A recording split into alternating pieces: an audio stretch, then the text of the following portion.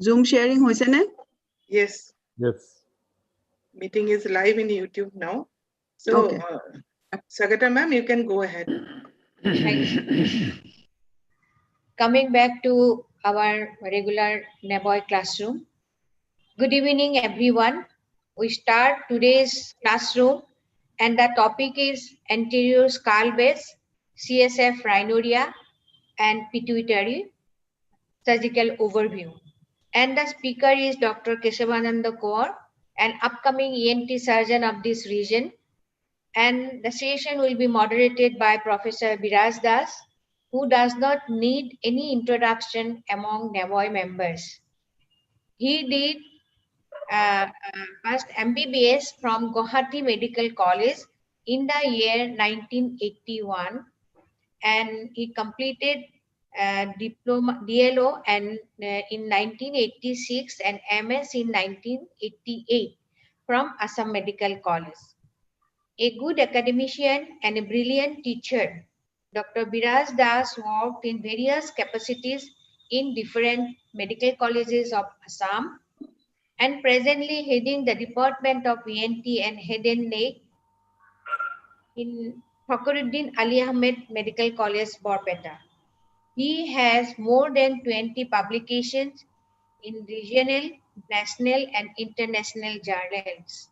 He is a coordinator of Medical Council of India since 2012. He was the honorary secretary of our association and was editor and chairman of NABOY Journal. Presently, honorary secretary of Aesthetic Society of India. He was invited as national faculty in facial plastic surgical workshop and CME held at All India Institute of Medical Science, New Delhi. May I request Professor Biraj Das to introduce the subject and speaker, Dr. Keshavananda Kaur. Dr. Biraj Das, please.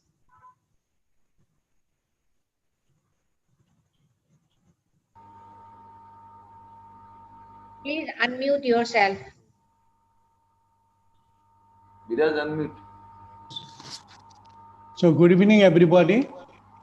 Today, I am pleased to invite Dr. Kesavananda Kaur here as a speaker in our NABOY classroom. Dr. Kesavananda Kaur, he will deliver about skull base surgery, anterior skull base with relation to CSF rhinorrhea and pituitary tumors.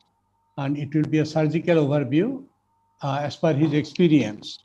So far the subject is concerned, of course, it's a very new subject,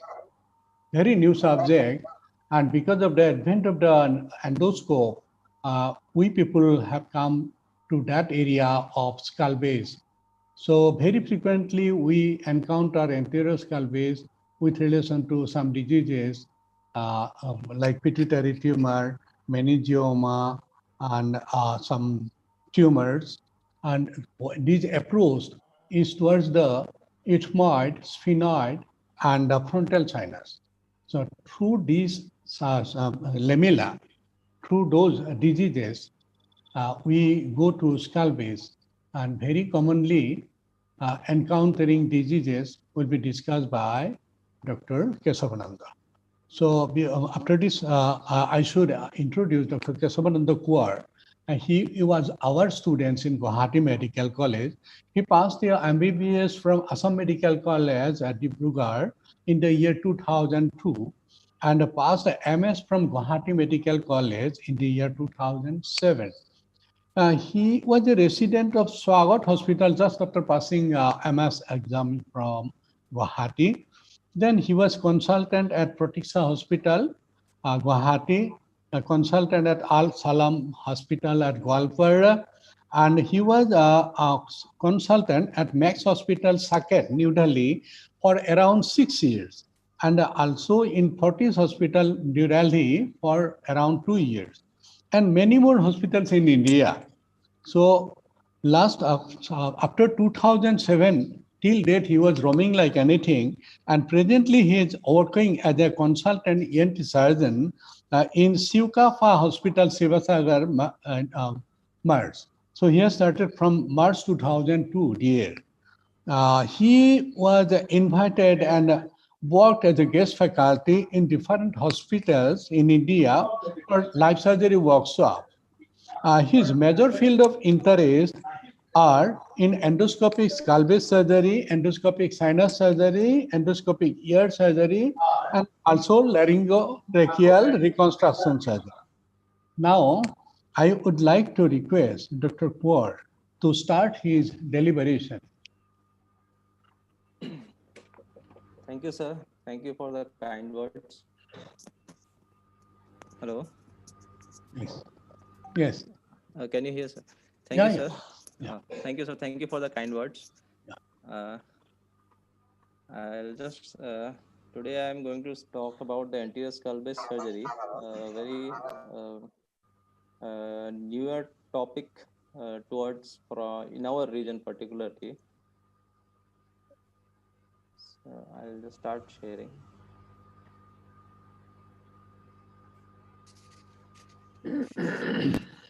My slides are visible, sir? Yes. Yes. Okay. So anterior skull base is a fascination of every ENT surgeon.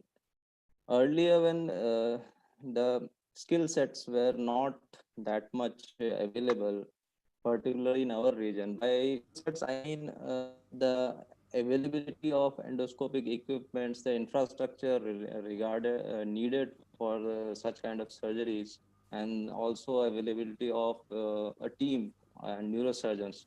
So presently, now the scenario has quite much changed than the earlier.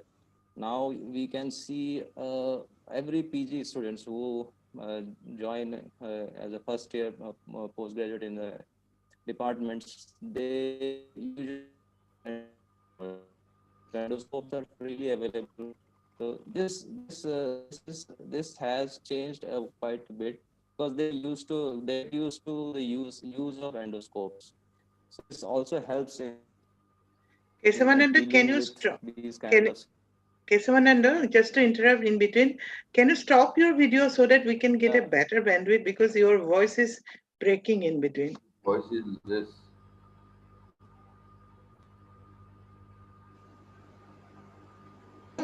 You can share your slide, but you can stop your video.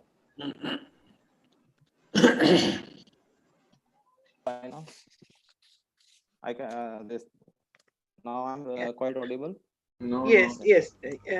Let it come. Okay. Okay. Okay.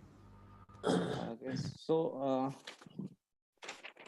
when we মায়োকার্ডিটিসও হয়ে থাকে বহুত পেশেন্টের post Covid মায়োকার্ডিটিস খালি ইকুইপমেন্টও কইল Can you mute someone is speaking over phone? Can you mute?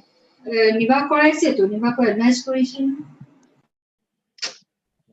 okay when we talk about skull base surgery, the this is the very first line to the skull base is the CSF rhinoria, and then the pituitary surgery. These two are the very basic surgeries which which are to for the skull for us to go to a skull base surgery. So when we say skull base surgery and when we talk about skull base surgeons, so who will you say a skull base surgeon? A skull base surgeon who is able to perform both open and endoscopic approaches, who is able to choose the best reconstruction for the defect which by the surgery has been created, who understands the very principles of cerebrovascular surgery, understands the oncological principles. We frequently encounter oncological diseases. He must also be very much prepared to deal with emergencies that require a transition from an endoscopic to an open approach. So we should be very much versed with both the techniques. So not a complete endonasal midline skull base surgeon, but rather a complete skull base surgeon who employs the endoscope as another tool in his or her armamentarium. So which makes a complete skull-based surgeon. So to be a skull-based surgery, there the certain skill developments has to be done, since even as endoscopic sinus surgeries itself have a steep learning curve, and skull-based surgery is more steeper. And particularly when in view of seeing that we don't have any dedicated centers in our region, we don't have any dedicated fellowships or regular workshops going in our region particularly, it gets very much difficult for people from our side to go outside and do and then come back, and because we don't have dedicated centers here. And even with the training, we should not have very unrealistic expectations. Like even if you are going for a fellowship, or we have seen, so if you go, we have gone for a 1 or 2 months training, then we become a very good skull-based surgeon. It's not like that. There we must have a very good patience, and we have to deal with a lot of things. There are older techniques, and now we have there are very new techniques developed recently with the new equipments and all. So we should have both the knowledge of old techniques as well as the newer techniques. Even now, if the newer surgeon goes for it directly for a training, who will be trained with the very high end equipments and all high end setups. But we should also must very much know that the older techniques, how even if the technology has advanced, we should not be aware, we should not be completely we should not forget completely the older techniques. They come handy sometimes. Competency based training programs for both open and endoscopic surgeries are very much need of the hour.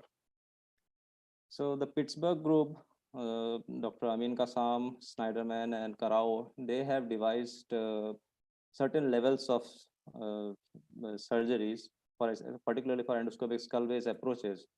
So they have defined certain levels. There's like the level one, it's a simple endoscopic sinus surgery. The sphenoid approach to the sphenoid artery, sphenopalatine artery ligation.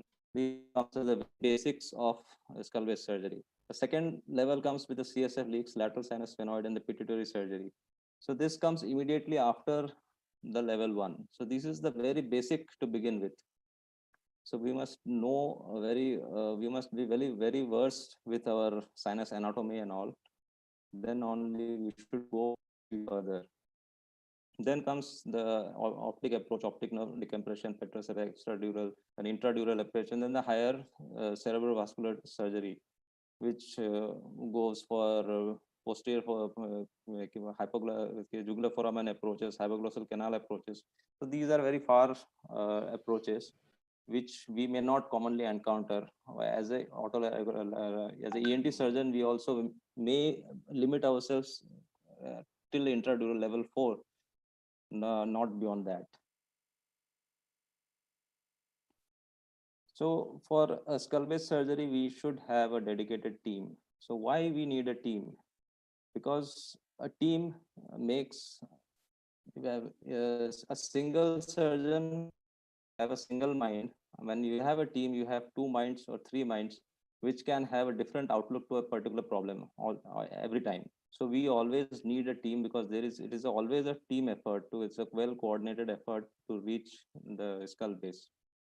So who should be in the team? Endoscopic trained otolaryngologist. When we say endoscopic trained otolaryngologist, means as such ENT surgeons are quite much close to the endoscope than the neurosurgeon. But nowadays neurosurgeons are gradually inclined towards the endoscope. They are more fascinated towards the microscopes. But since we are more attached to the endoscopes, so we make a good team with a neurosurgeon to reach the different nooks and corners of the skull base. So a team which provides a relatively bloodless field, unimpeded access to the sphenoid sinus, a neuroanesthetist. So now when we say a neuroanesthetist, why not a normal anesthetist? A normal, it is just the thing is like, why endoscope in ear surgery and why not a microscope? It is the same thing. A neuroanesthetist deals the situation of of a brain surgery in a very different way than a routine anesthetist. So that's why we need a very dedicated neuroanesthetist who understands the each and every part of the surgery, so that because he plays a very important role during the surgery regarding the maintaining the hemostasis and all. We need a very well trained nursing staff. So this all together makes a good team. So what are the anesthetic considerations? Particularly when we are dealing with endoscopic surgeries, the blood pressure has to be at a very optimal level so that we don't have a constant ooze. Even the slightest raise in the blood pressure will cause mucosal ooze, which may which may keep soiling the field all the time, because we need a very clear unimpeded access to each and every part.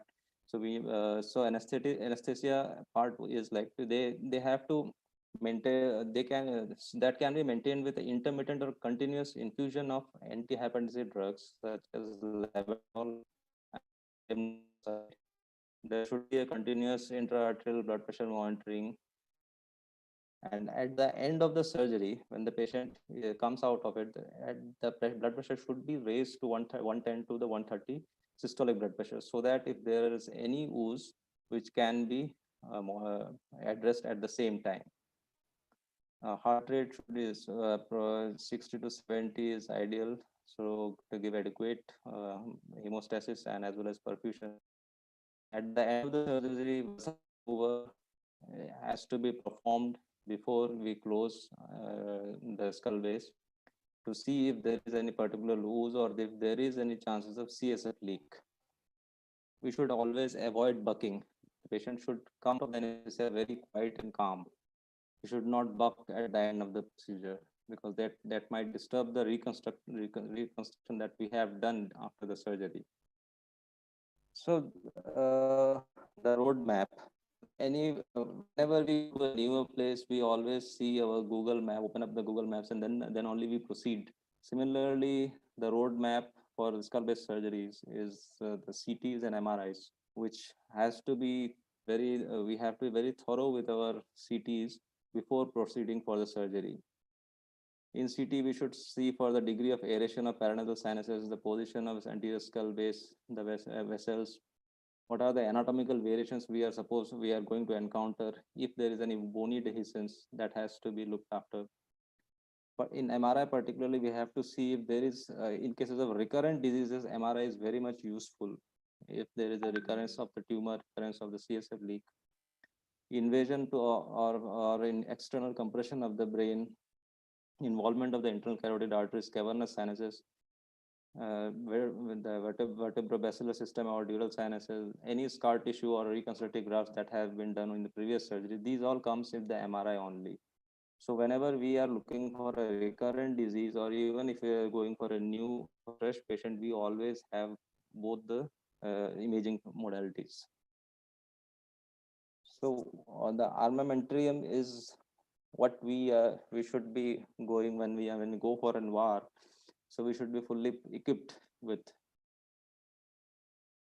So what are the equipment? What is there in our? We should ideally, in such cases, we should have a dedicated OR, particularly a brain lab or brain suite, which I think in here we don't have anywhere, but even in very good institutions only they have brain lab. I happen to work with one of the brain suites in Max Hospital. So that is a completely integrated setup, good camera and optical systems, very powered instruments, the cold instruments, the navigation systems, and the contrast agents, sodium fluorescein. These are all, they come very handy. So what is now? This is a brain lab. It's a picture schematic which is completely integrates the MRI imaging and the navigation system in the same OT, where we can immediately after the OT we can have a reassessment of the tumor, if there is any residue left or not. So the camera systems nowadays, we have HD and 4K systems. They are all pretty good with xenon and LED light sources. Optics, we should have 0, 30, 70 all. powered instruments. There are multiple powered instruments available. So all are nowadays integrated into a single system with the striker, or whether it is a striker, stores, or a Medtronic. They all have integrated the transnasal skull-based bursts and as well as debrider systems. QSA is one more important tool. It's a cavitronic ultrasonic suction aspirator, which is more useful in cases of intradural tumors. And of course, the cold instruments. There is a huge range of cold instruments which may require, apart from the routine FES instruments.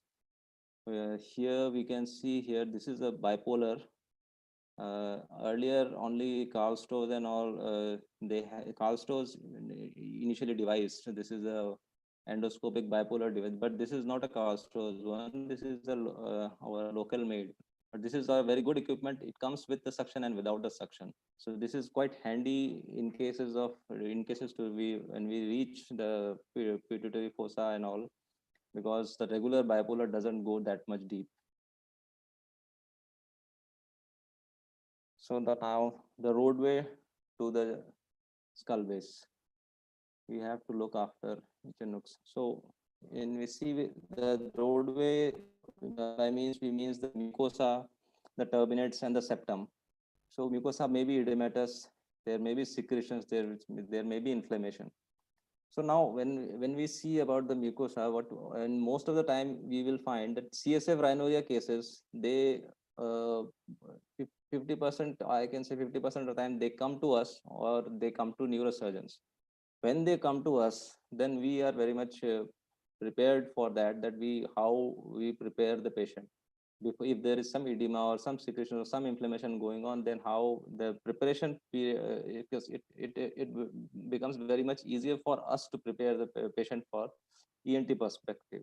But if a patient is referred from a neurosurgeon point of view, then we hardly get much of time to this kind of preparation. So even after that, we can how to deal with such situations, then we have to look after that.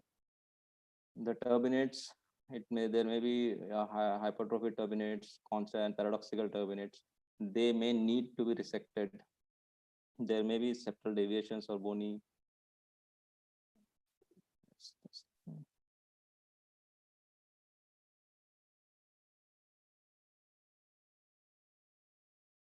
I'll just show a video of the preparation.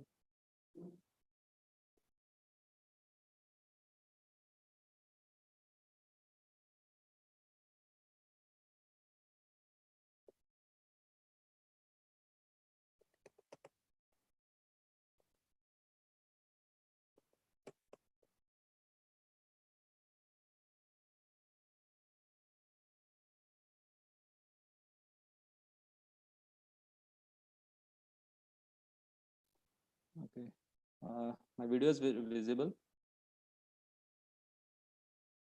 Hello.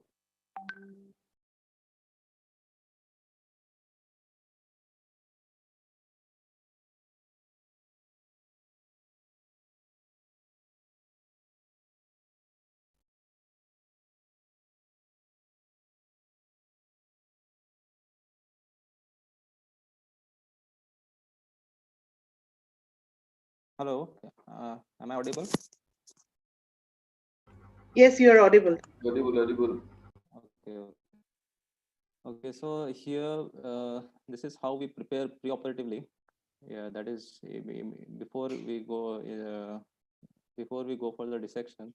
So we have to prepare the sphenoethmoidal recess area, that is the medial to the middle turbinate. So this is a merocele cut in small pieces, soaked in adrenaline and 4% xylocaine for the decongestant part. So this has to be completely this area has to be completely decongested. Sometimes, as in this case, we can see the middle turbinate is quite paradoxical, and it's not that much. There is a concha here, so that's why this is not getting away from the field. In these cases, then we may have to excise the turbinate to access the skull base. So here, this is how the veins excite has to be cut so clearly. It's a wedge dissection kind of that can be done in simple scissors. So now this is the, so now you can see after the resection, it gives proper access to the sphenoid medullaris. Here we can see the sphenoid ostia there. You can see the sphenoid ostia there. Ah, okay.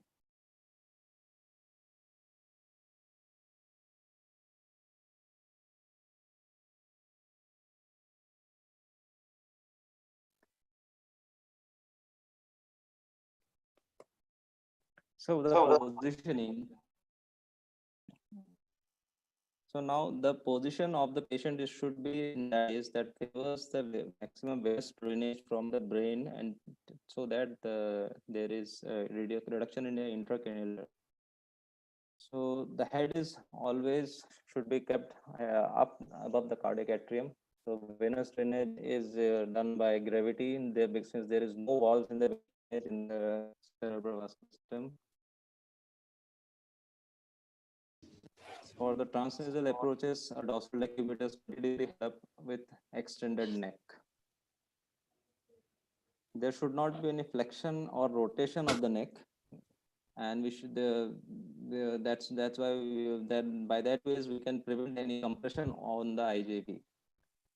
If there is an external, if there is any external compression of the neck, that has to be removed. Neck should be always free.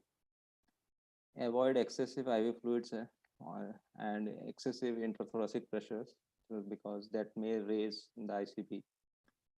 But we should also know that with the increase in the head up position, there are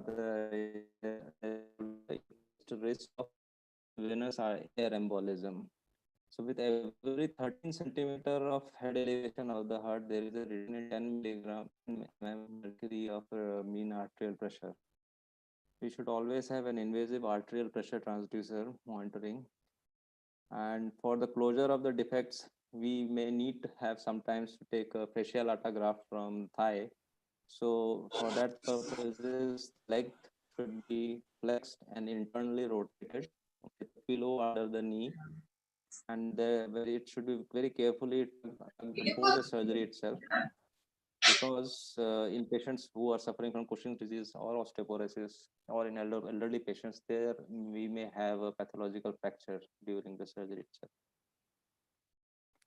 So this is a warm surgical feed drain cage we have. It is frequently used for sinus surgeries, and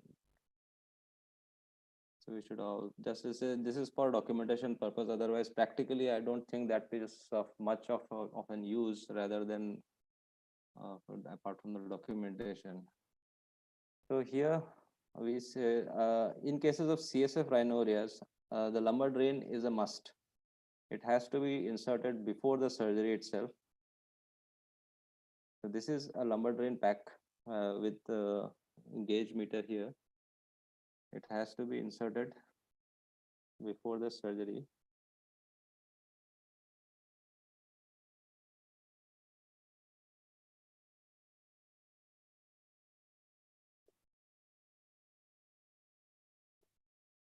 So here we can see how it is. This is done in a. It can be done in a sitting position or in a lying down position. When I worked in Max and all, they ideally they intubate the patient first and then they make the position afterwards in a lying down position, and then they insert the lumbar drain. But here sometimes this is that done in Guwahati itself. So anesthetists, they prefer before going for the intubation, the lumbar drain should be. Either way, it's all not much of a problem, apart from that pain factor is much reduced when the patient is under anesthesia. So here we can see this is a case of CSF, and here's a wide 12 gauge needle has been inserted. So a 10 ml of CSF has been withdrawn. You can see the flow. After that, the lumbar drain is secured.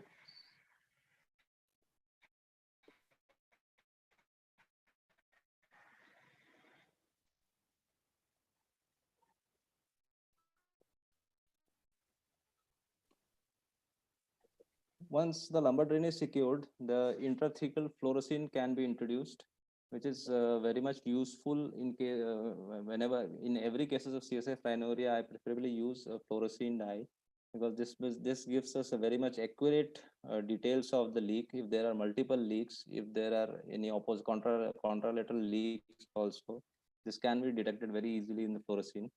Fluorescein itself under a normal light glows little yellow, slight yellow, but under blue light it gives a very luminant fluorescence.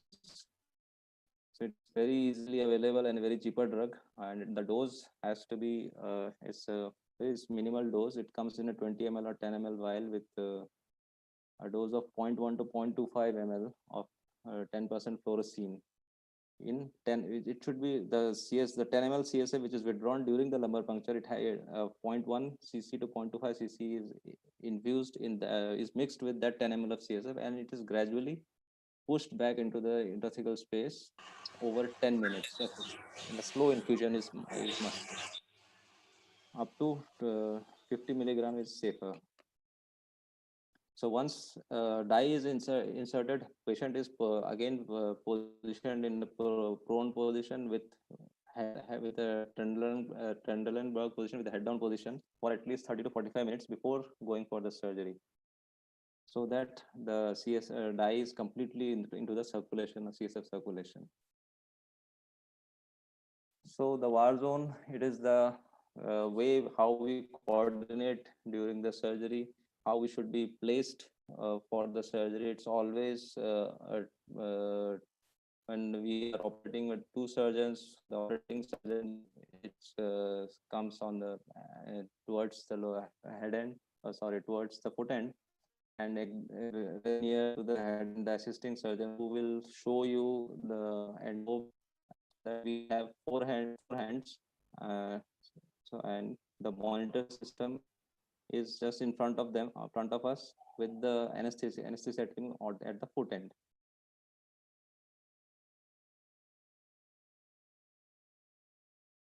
I'll just show two videos.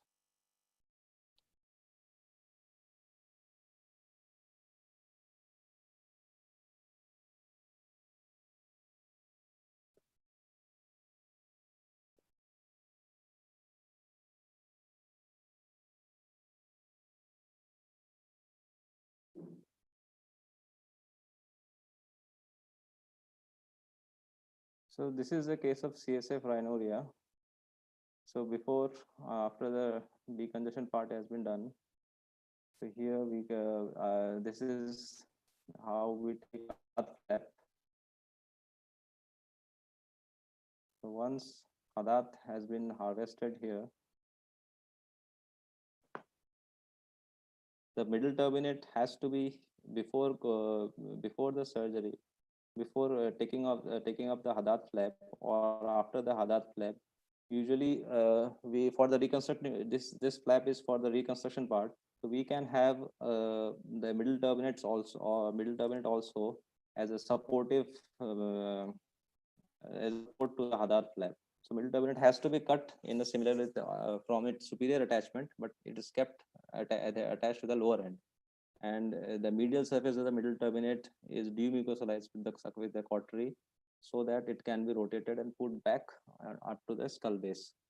So here we can see clearly this dye coming out through the cribriform. So this is the fluorescein dye, which gives a very good assessment.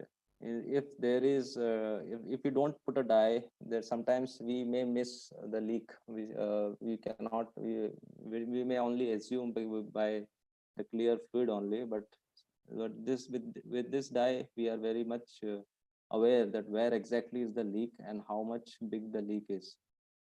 So once the leak is identified, we have to mucosalize the area around. We have till the bone, so that the graft can be placed well inside it.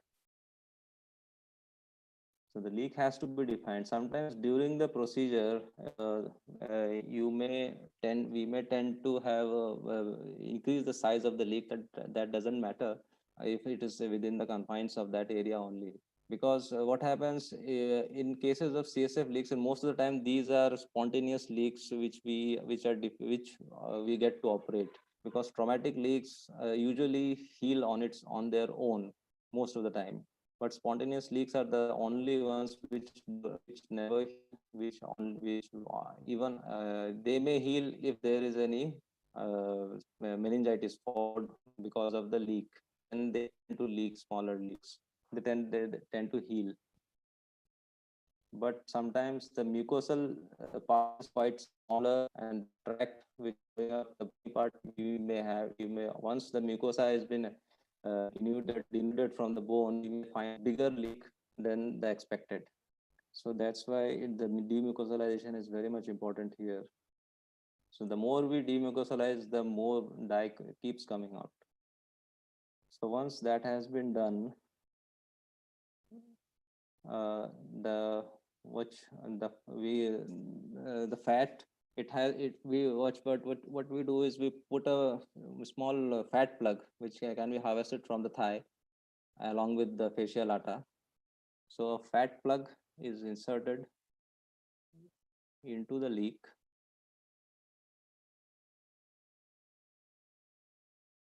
Once the mucosa has been denuded completely, now we can see there is a very good leak. So here the leak is being sealed by putting a fat plug into the leak.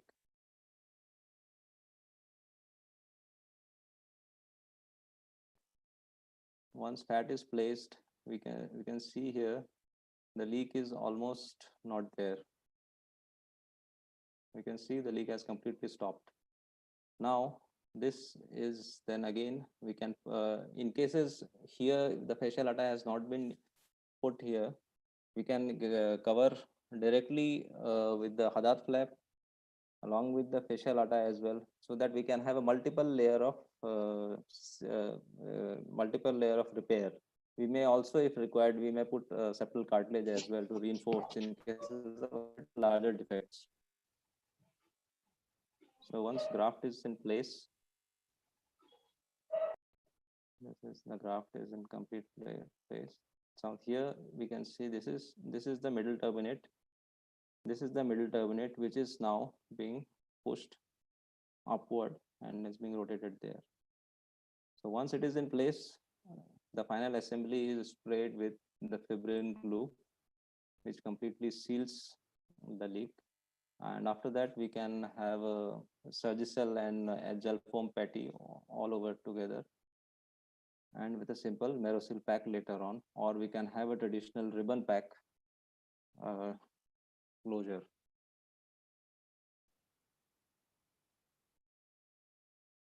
So that was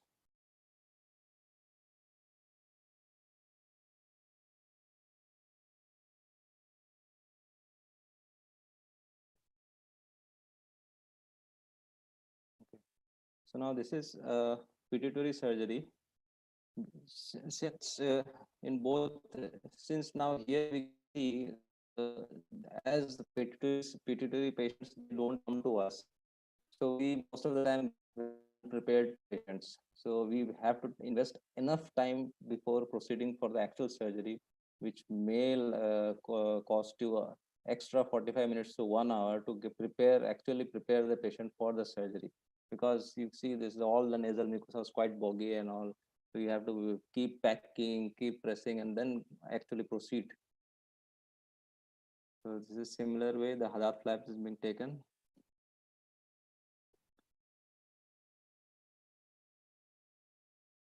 So Hadat flap is taken from the superior part of the choana till the inferior part of the septum, or we may extend to the floor of as depending upon the requirement.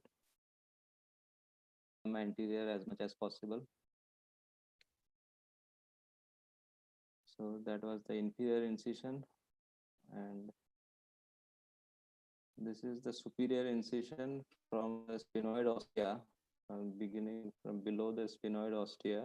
Then we come as much as up possible, but we have to be very careful towards the superior margin. We have to keep at least 1 to 1.5 centimeter below the cribriform area. So we should not reach that much high. So we have to come down a bit, and then both the incisions are joined in the anterior end. So once the incisions are marked, we can separate the flap easily from both the sides. Now the septum here with the both sides the flaps are separated. The septum is now here once we have the cartilage part here, we can preserve this cartilage part for the reconstruction as well. So we can have a good amount of cartilage which can be preserved, because this cartilage is now we are not going to put it back. So this defect is going to be there. So we have to preserve this cartilage for in case there is a requirement. Once we approach the posterior septum, we reach the sphenoid keel. This is the opposite side. So opposite side has to be also there has to be very good decongestion on both the sides, because your other surgeon is going to approach from the other nostril. So the keel can sometimes because of very thick bone, we may not always able to break it, but it's to drill it with a diamond burr is the safer way to open up the sphenoid sinus. So the limits are we have to make the inferior margin actually to flush with the floor of the sphenoid sinus, so that we have to reach below the tumor. We can so that that drilling has to be that much optimal that the suction goes below the tumor very well without any problem, because the more time we invest in opening up this area, the easier the tumor removal is there. Because the tumor removal, once this area access is made very well, the tumor part is hardly takes 15 to 20 minutes. But the most important part is the approach part, which has to be very much wide enough to incorporate your scope. Particularly, your scope should be at the 11 o'clock, the 11 o'clock position, with your both the instruments going down from both the nostrils, so that we don't have any cross sort of heading in between of the instruments inside the nose. So their constant irrigation and drilling. So once the dura, once the sphenoid is accessed properly, here we can see here in this case the tumor was completely into the sphenoid sinus. So there is hardly any distance between the anterior of the sinus and the tumor. This is the dura which has already been opened up here. And we can see the pituitary tumor. This is a normal. This is a macroadenoma. Feels like it's a cheesy material which comes out. So this is a very much in practically, if we see that when we see a huge macroadenoma with a supracellular extension, in fact, a larger tumor is much more easier to dissect than a very small, because the larger tumor already have splayed the sella, as well as the both the internal carotid arteries. Because of the tumor, the internal carotid arteries are way lateralized. But in case of smaller tumors, the bone becomes very quite thick to drill the sellar bone. Then there is a very intercarotid distance is very much narrow. Then we have to be very much careful in smaller tumors. It's not that it seems like that is there and we will come out, but it's much more easier in a bigger tumor. But the chances of residual disease in cases of bigger tumors are also there in case we do not have, because this is a very huge tumor with supracellular extension. So this extension, the whole tumor has to be completely excised in the single sitting itself as much as possible. because if there is a recurrence, this tumor in the second time when we go operate, the difficulty arises because of the excessive fibrosis, and the tumor itself becomes quite fibrous. There is a very much less differentiation between the graft itself and the dura and the tumor. So in the first sitting itself, we have to be very much careful that we completely remove the tumor. So once the curettage has been done, continuous irrigation is done inside the cellar area. So we can see the arachnoid here. So this is the line, this is the end line beyond which we should not be going, because otherwise there would be a CSF leak. So chances of CSF leaks in cases of pituitary surgery is more in cases of smaller tumors as well, because we may accidentally injure the arachnoid. But in this case, it's a quite far placed beyond. And once the tumor is completely removed, so this is a similar now closure. We put surgery cell inside the cellar area and glue and close with the Hadat flap. Okay.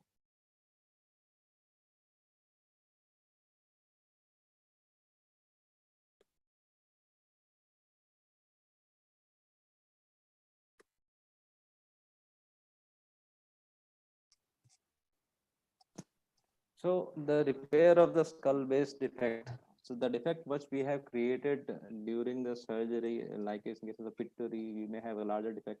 In these cases, what are the materials readily available for us is the nasal septal, the middle turbinate, the septal cartilage, and fasciolata, of course. And fasciolata is developed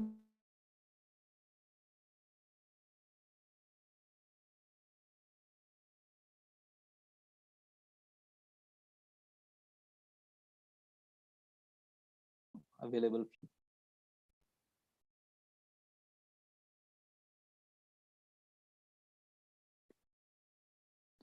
Okay. So the post-operative care, patient in post-operative care, the patient should be placed in supine position with the head elevated 15 to 20 degrees. The nasal packing, Merosil or the classical ribbon pack can be, antibiotic soaked ribbon pack can be put. Usually we keep it for 2 to 5 days, particularly in cases of CSF rhinorrhea, we tend to keep it for a little longer period of time so that the graft is well healed, well positioned over there. The pressure is optimal for that. In cases of pituitary surgery, we may not need to keep the Merosil for a longer time. And when the lumbar drain is put, the lumbar drain is ideally kept for 48 to 72 hours, depending upon the need and the pressure of the leak. As ascertained during the surgery, we may find the high pressure leaks or low pressure leaks. Usually 150 to 200 ml over 24 hours has to be drained. Some people prefer to be draining from 300 to 400 ml per over 24 hours. So excessive drainage may also cause a headache for the patient. So that has to be optimized. The drain bag, the lumbar drain bag has to be kept at the level of the shoulder or the external auditory meatus level, so that the drainage is optimal. Till the lumbar drain is in place, ICU stay is preferable. Once the lumbar drain is out of there, we can shift the patient to the normal room. So, I would like to summarize by being an otolaryngologist, it gives us a leverage for endoscopic skull base surgery. So, whoever wants to take or who wants to go give an extra edge, they can always have a pretty good approach to the skull base. CSF repair and pituitary surgery is the very basic to begin with. Good teamwork is the key. A good skill set reduces morbidity. It's never too late to start. If your yesterday was not good, try something new today. Don't stay stuck. Do better. This is a sunset picture, the Bogeyville. Thank you.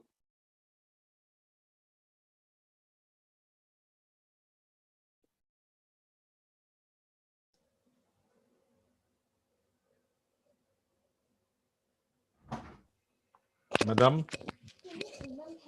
Yes, Now over to Professor Birasa. moderator. Virajda. Yeah. Thank you, Dr. Kesavananda. It's an excellent presentation. Very precisely, you have deliberated the procedure of that particular surgery and the management of CSF rhinorrhea.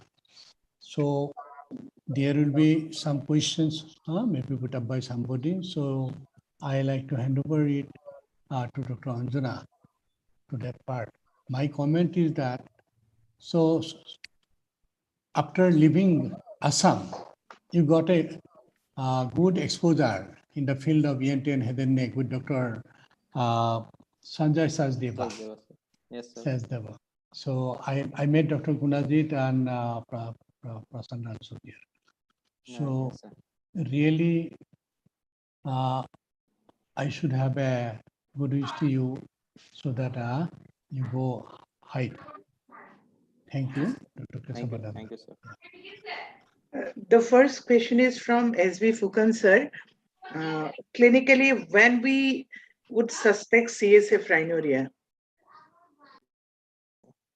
Sir, it's a if there is a persistent leak kind of, the patient will usually complain of like whenever he is bending his head forward, there is a constant drip of clear fluid, or if there is an associated headache and along with the clear fluid. But usually till now I have not found any patient with kind of a headache followed by a leak, but most of the time they have come with this is just a simple complaint that there is, whenever I bend down there is a constant flow of liquid, but it may not be all the time. It sometimes it is there and sometimes it may not be there, so that depends accordingly. So in that case, if this is the scenario, then we ask the patient to collect whenever you get. We provide them a vial, like a sterile container. So to ask them that whenever you have that kind of fluid coming out of the good with a good flow, sometimes that patient may not be able to elaborate the same flow in the clinic itself. So we hand over the container to the patient so that whenever he gets it, we get it tested. Yes, Dr. Kesab. Yes, Can sir. I add? Yes, ma'am. Can I add one thing? Sometimes some patient also complain that getting constant sweet taste. As we all know that CSF contains good glucose. So some Okay. patient complains that the sweetness or sweet taste uh, all the time. What is your Okay. comment? No, I till now I have not found any like that ways. Most of the Okay. time they come with constant dripping only. Okay. Okay. Thank you. Okay, thank you. Fukan sir, do you want anything to add on that? Really, I have nothing to add on this subject. Just I am asking because unilateral this rhinorrhea, I think we should suspect more. What do you say? Yes, sir. But And sometimes it's very difficult for the patient himself to tell whether it is unilateral, which side it is, because and handkerchief should not be rough. I think no, this should be Clinically. yes, unlike other things. Anything with the patient's own handkerchief dictates something of this CSF rhinorrhea. yes, that will the non-sticky fluid. Non-sticky, I think, yes. That's what you call. Okay, thank you. Others I'm asking. Thank you. Akhil Sharma sir has asked, why fat from thigh, not from abdomen? Uh, Fat from thigh is much. It is the what we say. The lobules are quite bigger because we are anyways going to harvest a fascia lata. So in the same sitting, it's much easier to take the fat. And sometimes even if a lean and thin patient will have the fat in his thigh rather than in his abdomen. Is it also because the fat from thigh is little more solid type Yes, sir. This is a bigger and lobules. abdomen is more lax. Yeah, yes, sir. That's what I was saying. There's a bigger Yeah, yeah, lobule size are bigger. that's right. That's right. Thank you. Yes. One more question from S.B. Fukan, sir. When do you decide to operate a pituitary macroadenoma? Is neurosurgeon presence is a must? The decision of surgery is, sir, based upon if there is any compressive symptoms are there. Sometimes some secretory tumors also have may have to go undergo surgery because of some apoplexy, or so that actually depends upon patient to patient. Not every pituitary may need a surgery immediately or a little later. They have to be in constant follow up. If there are some compressive symptoms like loss of vision, peripheral vision is lost, or if there is any apoplexy, the bleeding inside then that has to be uh, operated as soon as possible. A So, neurosurgeon presence is must, sir. so Mostly these patients come to neurosurgeons itself rather than us. one question from Dr. Biswajit Gogoi. What is your preference of choice for repair skull base defects in revision CSF rhinorrhea cases?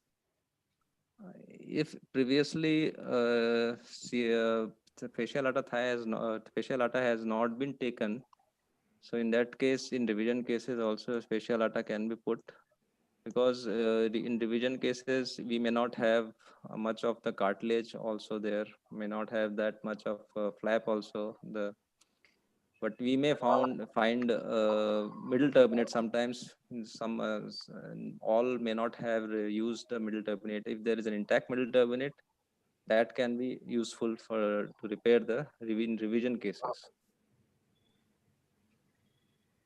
We can also have temporalis muscle flap if needed.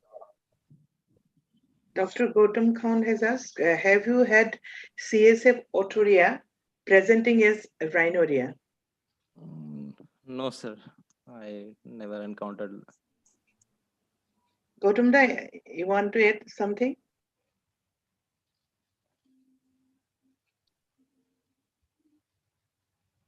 We had two cases in JNRC where we had a patient with presenting as CSF rhinorrhea, but it was CSF otorrhea. We couldn't find a leak, and ultimately it was found in the leak was in the mastoid patient. One point I wanted to add with the discussion regarding the thigh fat or abdominal fat. Another reason is actually you are harvesting the fasciolata also from the thigh. So at the same time, you are taking the fat as well. So that is one big advantage with the thigh. Okay. S.N. Mukherjee sir had added role of 3 swab test and role of beta transferrin study for diagnosis of CSF rhinorrhea. So, you want to say something on regarding that? So role of 3 swab test, we nowadays usually with the advent of so much modalities, we don't clinically go to earlier. Obviously, sir would be more much able to say about that, the 3 swab test. And regarding beta transferrin is I think not done in all of the centers. So beta transferrin takes quite a long time also to get the results, and it's quite costly as well. So it's not that much routinely prescribed, but it's a good marker. Mukherjee sir, do you want to share anything?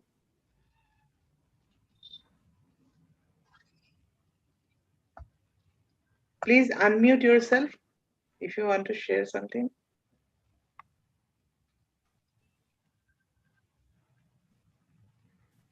Your video is on. Oh, yes, you can. Yeah. Now I think. Hello.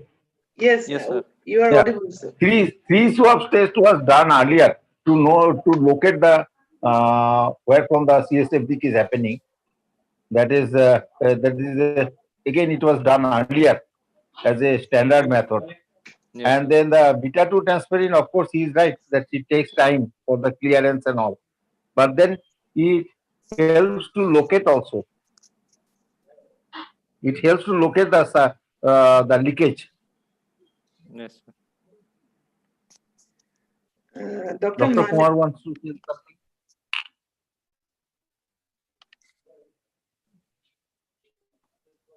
Though it takes time for the clearance, but then it helps to locate the Yes, sir. defect. Okay, sir. So one more question from Dr. Manish. Role of carotid Doppler. Do you consider an absolute must for pituitary surgery? Carotid Doppler, I have never been encountered till now. It's not like an absolute necessary for basic surgeries like pituitary surgery. Obviously, for demonstration purposes, or it can be used, or in cases there is a recurrence of the tumor. Sometimes a tumor, if there is a massive recurrence, in that case, a role of carotid Doppler is there because we may not be able to exactly visualize the OCR and all those things. So carotid localization is very much difficult in recurrent cases. Okay, these are the questions actually I could see in the chat box. Rest all are compliments to your presentation. So everyone Thank you. is mentioning that's an excellent presentation. So now over to moderator, sir. Or So I have nothing to say about, so whatever is discussed is really nicely discussed, and encountering questions are also standard. Only the attendance is very poor from my, I have seen the participants only 21. So attendance is very poor. That is only my opinion. So I'd like to request our organizer, Dr. It is Apurva. 20. It was 24. Now it come to Yeah, 21. it yeah, gone up to 26 at one Yes. point of time. Now it yeah, is yeah. 21. So thank you, Dr. Kesavananda. And Thank you, thank sir. you, the Thank you, organizer, neighbor. for giving me opportunity to moderate the session. Yeah. Thank you. Thank you, Dr. Biraj Yeah. and Dr. Keshavananda for a wonderful deliberation. Anybody want to comment? Anybody wants to comment? I want to comment one thing. Yes. As Kesavananda said, he has got Yes. an exposure in the Max and Sir. Fortis. Actually, in our part, he rightly said, we have got no center. Actually, there is no cadaver dissection. Without Yeah. Yes, cadaveric sir. dissection, we cannot go for skull base. Yeah. Yes, Yeah. Because yes. three-dimensional, people are doing CSF and everything, but they cannot do a master of that here Yes. nowadays. Yes. I agree. I agree. Yes. Otherwise, if there is no lab of the for your cadaver, no one can be master in this surgery. Yes, yes, very correct. Right. Agreed. Sir, sir, in this regard, actually, you also